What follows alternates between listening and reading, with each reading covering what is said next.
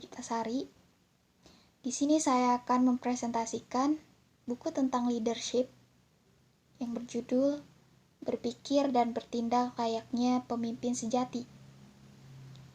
Buku ini merupakan buku karya dari Kak Tia Prasetyani dan Kak Indriana Rahmawati yang diterbitkan oleh Anak Hebat Indonesia pada tahun 2021 dengan jumlah halaman 187 halaman.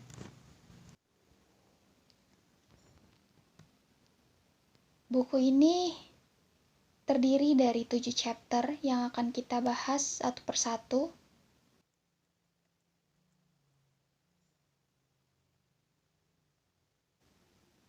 Untuk chapter pertama yaitu tentang pemimpin. Di chapter pertama ini kita akan membahas beberapa hal. Yang pertama, apa itu pemimpin? Dijelaskan di buku ini bahwa pemimpin adalah seseorang yang mampu mempengaruhi orang lain di sekitarnya. Dijelaskan juga bahwa kepemimpinan adalah suatu proses mempengaruhi suatu kelompok untuk mencapai tujuan bersama. Kemudian, memimpin itu adalah seni. Artinya bahwa setiap tindakan yang dilakukan oleh seorang pemimpin itu harus sesuai dengan situasi dan kondisi yang dibutuhkannya. Ada saatnya seorang pemimpin itu harus demokratis, ada saatnya harus bebas, dan ada saatnya harus tegas. Kemudian dijelaskan juga bahwa memimpin itu adalah kolaborasi. Artinya bahwa seorang pemimpin itu harus berusaha untuk membagikan pendapatnya dan juga menerima masukan yang diberikan oleh anggotanya. Dan ketika kolaborasi terjadi, maka inspirasi dan motivasi pun dapat muncul dari manapun, siapapun, dan kapanpun. Kemudian dijelaskan juga bahwa ada beberapa nilai-nilai yang dimiliki oleh seorang pemimpin, yaitu ada kemandirian, kejujuran, kebaikan, menerima diri bahwa kita itu memiliki kelebihan dan kekurangan, kemudian merasa hidup dan bernafas, memiliki selera humor. Itulah yang kita bahas di chapter pertama. Selanjutnya kita ke chapter kedua, yaitu tentang leadership challenge.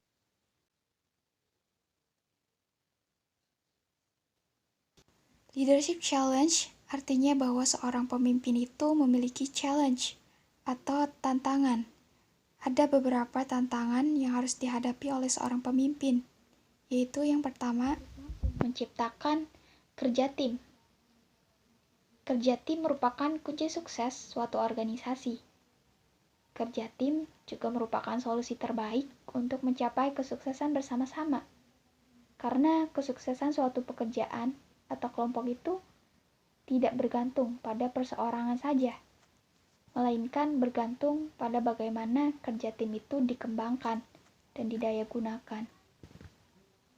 Kemudian dikatakan bahwa seorang pemimpin yang hebat itu yang mampu menginspirasi orang lain dengan sharing.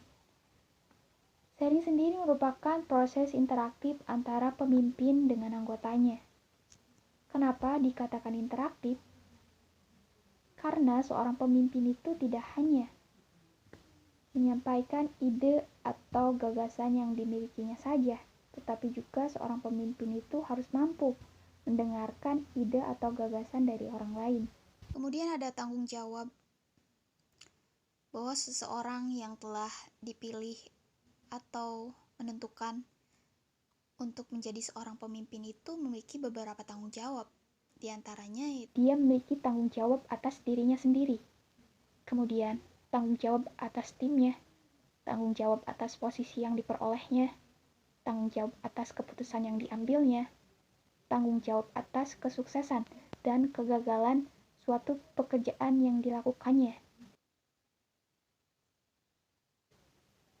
Kemudian yang keempat,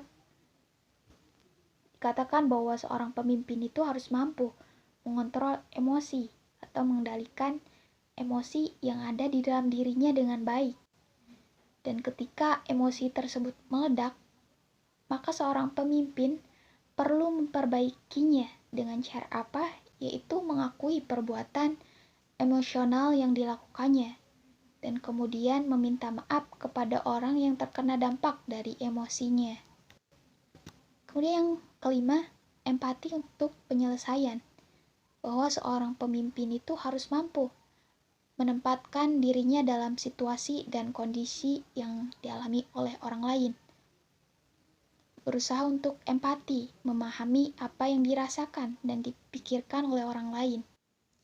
Selanjutnya kita ke chapter ketiga, yaitu tentang memimpin tanpa jabatan. Memimpin tanpa jabatan itu artinya bahwa setiap manusia itu berhak menjadi seorang pemimpin. Setiap manusia, sebelum mereka memimpin orang lain, dia harus dapat memimpin dirinya sendiri. Dengan cara apa? Yaitu dengan cara memaksimalkan kebaikan yang ada di dalam dirinya.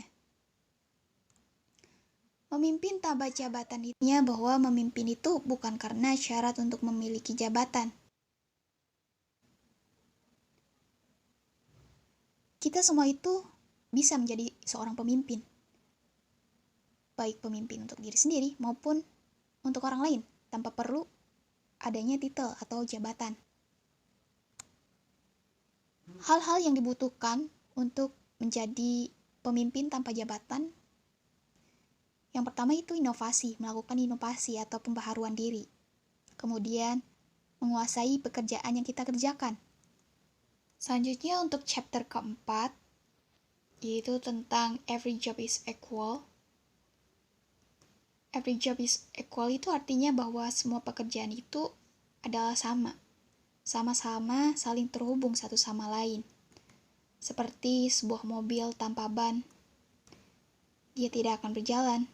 Mobil tanpa mesin dan tanpa manusia yang mengendarainya, dia tidak akan berjalan. Sama seperti pekerjaan manusia, terhubung satu sama lainnya. Itu yang dibahas di dalam chapter keempat. Kita ke chapter kelima, yaitu tentang jika Anda percaya, cara berpikir Anda dapat mengubah Anda. Dijelaskan bahwa pikiran kita itu dapat mempengaruhi perasaan dan perilaku kita. Terus ada beberapa kesalahan gagasan. Gagasan yang pertama, bahwa semua orang itu harus menerima dan mencintai kita. Itu merupakan gagasan yang salah, karena dari 100 orang yang kita kenal pun, pasti akan ada satu orang yang tidak suka dengan perbuatan dan perilaku kita. Itu merupakan hal yang wajar gitu, karena nggak semua orang itu akan suka dengan kita. Kemudian gagasan yang kedua, bahwa hal tertentu itu adalah bencana ketika gagal. Ketika kita gagal dalam mencapai tujuan kita menganggap itu adalah bencana. Kita ngerasa sedih itu wajar gitu. Kita ngerasa kecewa itu wajar. Karena gak semua hal itu harus sesuai dengan apa yang kita inginkan. Kemudian gagasan yang ketiga, bahwa kita itu tidak memiliki kontrol atas kebahagiaan kita sendiri. Gagasan tersebut itu salah. Karena hidup itu adalah tentang pilihan. Maka bahagianya kita pun juga merupakan pilihan. Semua hal yang terjadi pada diri kita gitu, selama itu ada di dalam pikiran kita bisa kontrol gitu, kita bisa mengendalikannya. Kemudian gagasan yang keempat, bahwa sejarah masa lalu kita itu akan mempengaruhi kehidupan kita pada saat ini. Hal itu memang benar gitu, kalau masa lalu itu dapat mempengaruhi hidup kita. Tetapi untuk kadarnya sendiri, dalam mempengaruhi hidup kita yang tentukan. Kita yang bisa milih gitu. Itu yang jelaskan di dalam chapter kelima. Yang kemudian selanjutnya kita akan pindah ke chapter ke-6, yaitu tentang bermimpi besar, tapi wajib dimulai dengan langkah-langkah kecil. Mulailah dengan langkah-langkah kecil, yaitu dengan peka terhadap hal-hal kecil, seperti kita bangun di pagi hari, kemudian kita membereskan tempat tidur kita setelah bangun gitu.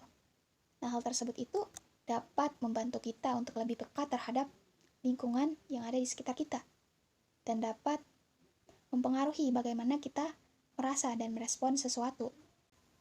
Kemudian kita ke chapter terakhir, chapter ke-7, yaitu tips menjadi pemimpin inspiratif dan diikuti. Yang pertama, memiliki jiwa spiritual. Jiwa spiritual itu perilaku baik, seperti kejujuran, tolong-menolong, menghargai, dan semua hal baik lainnya. Kemudian ada integritas.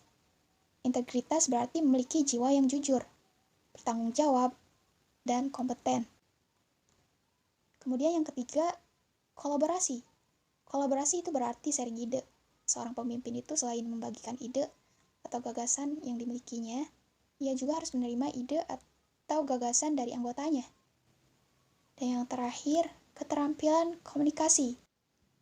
Nah, itulah beberapa hal yang dijelaskan di dalam buku ini. Semoga bermanfaat dan terima kasih.